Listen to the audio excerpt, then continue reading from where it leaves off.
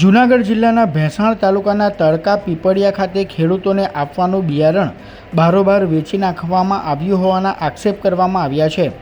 ગામના જ રહેવાસી અને વ્યવસાયિક ખેડૂત તેમજ એડવોકેટ સંજય કાપડિયા નામના ખેડૂતે ગંભીર આરોપ લગાવતા જણાવ્યું હતું કે તડકા પીપળિયા ગામમાં બિયારણ આપતી પેઢી સત્રભુજ સેવા સહકારી મંડળી દ્વારા 500 બોરી બીજ ગોંડલ માર્કેટિંગ યાર્ડમાં વેચી નાખવા માટે એક ગોડાઉનમાં માલ રાખ્યો હતો, જે અંગે તપાસ કરવામાં આવતા થોડો બિયારણનો જથ્થો ગોંડલ વેચી નાખ્યો હોવાનું માલુમ પડ્યું હતું, જ્યારે હજુ કેટલોક બિયારણનો જથ્થો ગોડાઉનમાં પડ્યો હોવાનું પણ ખેડૂતો જણાવી રહ્યા છે।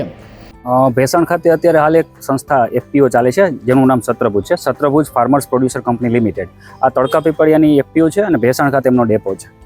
થોડા સમય પહેલાં અમને એવી માહિતી મળી હતી, થોડા દિવસ પહેલાં, કે ભાઈ આ સંસ્થા દ્વારા જે મગફળીનું બીજ વિતરણ કરવામાં આવે છે અને સોયાબીન વિતરણ કરવામાં આવે છે, રાજ્ય સરકારની કોઈ એવી સ્કીમ છે કે તેની કચેરીમાંથી કે રાજ્યના ખેડૂતોને મફત બિયારણ મળે અને જે લોકોનો વાવેતર બાકી છે એ લોકોને મફત બિયારણ આપવાનું હતું, જેમાં ખેડૂત ખાતેદારોના 7/8 ઉપર એમને બિયારણ આપવાનું હતું। આ મગફળી વિતરણમાં ગેરરીતિ થાય છે અને મોટા પ્રમાણમાં ગેરરીતિ થાય છે એવા અમને સમાચાર મળતા અમે તપાસ કરી તો અમને જાણવા મળ્યું કે આ સત્રભુજના સંચાલક છે વસંત ઝીણાભાઈ પટોડિયા અને રામજી કાળુભાઈ પટોડિયા અને તેના મળતિયાઓ, અને એની સાથે જે જોડાયેલા છે તેના દ્વારા તેના મળતિયાઓને ખૂબ મોટી માત્રામાં મગફળીનું બિયારણ પૂરું પાડવામાં આવેલું છે અને જે ખરેખર હકદાર ખેડૂતો છે તેને નથી મળતું અને અન્ય ખેડૂતોને આ બારોબાર આપી દેવામાં આવ્યું છે। અને આ ખેડૂતોએ પોતાને જરૂરિયાત ન હોવા છતાંય આ બિયારણ છે મગફળીનું એ બારોબાર માર્કેટ યાર્ડમાં વેચવા માટે કાઢેલું હતું।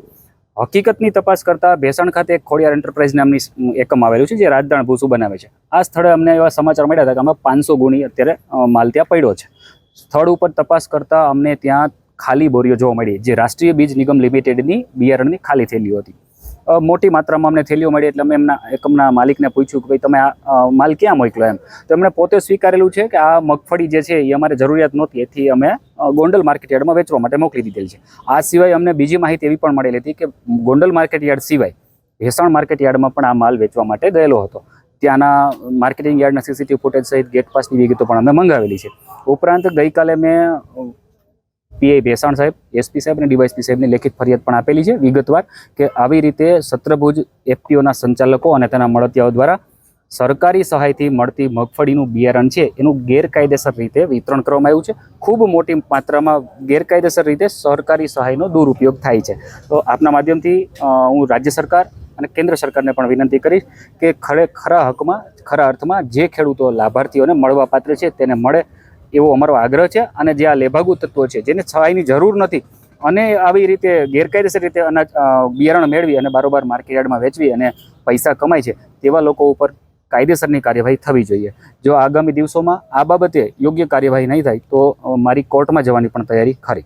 બીજી તરફ ખેડૂતો અને ગોડાઉન માલિકે જેને ત્યાં બિયારણની બોરીઓ પડેલી છે તેનું કહેવું છે કે આ જાણીતા ખેડૂતોએ સાચવવા મૂકેલી છે। તેમજ સત્રભુજ પેઢીના ચેરમેન વસંત પટોડિયાએ આ કૌભાંડ અંગે જણાવ્યું હતું કે નિયમ અનુસાર 1650 ખેડૂતોને બિયારણ વિતરણ કરવામાં આવ્યું છે, જેના આધાર કાર્ડ અને બીજ વિતરણ ફોટાના પુરાવા પણ હોવાનું જણાવી તેઓએ આક્ષેપને તદ્દન પાયાવિહોણા ગણાવ્યા હતા।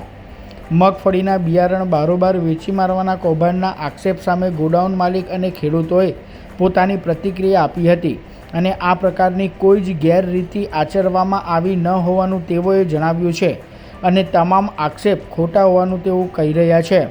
એમાં 3 ખેડૂતોએ હાકરોરાના વેચું છે એના વિડીયો વાયરલ થયા છે અને એ કાલે અમારે ત્યાં આવ્યા હતા। એણે એમ કીધું કે ભાઈ આમાં અમારી ભૂલ થઈ ગઈ છે તો અમે શું કરીએ, એટલે અમે ઉપર જાણ કરી કે ભાઈ આ લોકોએ બિયારણ ખોલી નાખ્યું એટલે અમે બીજાને તો ન આપી શકીએ, તો કે એના પૈસા લઈ લ્યો તમે।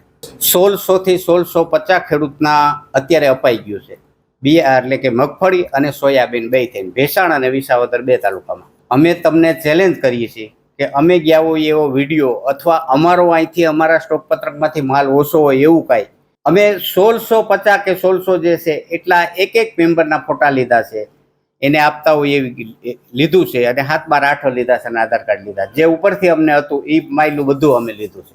અમે ચેલેન્જ કરીએ છીએ, અમે આક્ષેપોને એક્સેપ્ટ નથી કરતા કે ભાઈ આવો તમ તારે બતાવી દો, એક પણ જગ્યાએ અમે કોઈને ખોટી રીતે દીધું હોય તોય પણ તમે બતાવો। મારું નામ હાર્દિક કોરાટ છે। અમે અહીંયા સત્રભુજમાંથી મગફળીનું વિતરણ થતું હતું, ત્યાંથી લીગલી 7/8 પછી જીઓ ટેકિંગ વાળો ફોટો અને આધાર કાર્ડની નકલ આપીને મગફળીનો જથ્થો લીધેલો હતો. પણ વરસાદી વાતાવરણ હોવા છતાં અમે અહીંયા ખોડિયાર એન્ટરપ્રાઇઝમાં મૂકેલો હતો. બરોબર છે. અમે એ ભાઈ અમારી પાસેથી કોઈ જાતનો પૈસા નથી લીધા, મિત્રતાના સંબંધના લીધે અહીંયા મૂકેલો જથ્થો હતો. આમાં કોઈ વેચાણ કે એવું કાંઈ ખોટું કરેલું નથી અમે. એ મગફળી વરસાદના હિસાબે ખેડૂએ મને કીધું કે ભાઈ તમારી જગ્યા પડી છે નાખવા દો. મેં એને નાખવા દીધી. મેં ખેડૂતની સેવા કરી હતી. એની પાસેથી મેં કોઈ પણ પ્રકારની 1 રૂપિયાનું ભાડું લીધું નથી. કોઈ પણ પ્રકારનું કાંઈ છે નહીં. 7-12 ઉપર કાયદેસર એ બધાએ માંડવી લીધી હતી. ખાનગી જથ્થો કેવી કોઈ વાતનો અહીંયા છે જ નહીં, એવું કાંઈ છે જ નહીં. હા, એ ખેડૂએ કહેવાથી જે મોકલું હતું વેચવા માટે પરત બોલાવી લીધું, વેચ્યું નથી હજી કોઈ. એ માલ અત્યારે આપણા કારખાનામાં છે.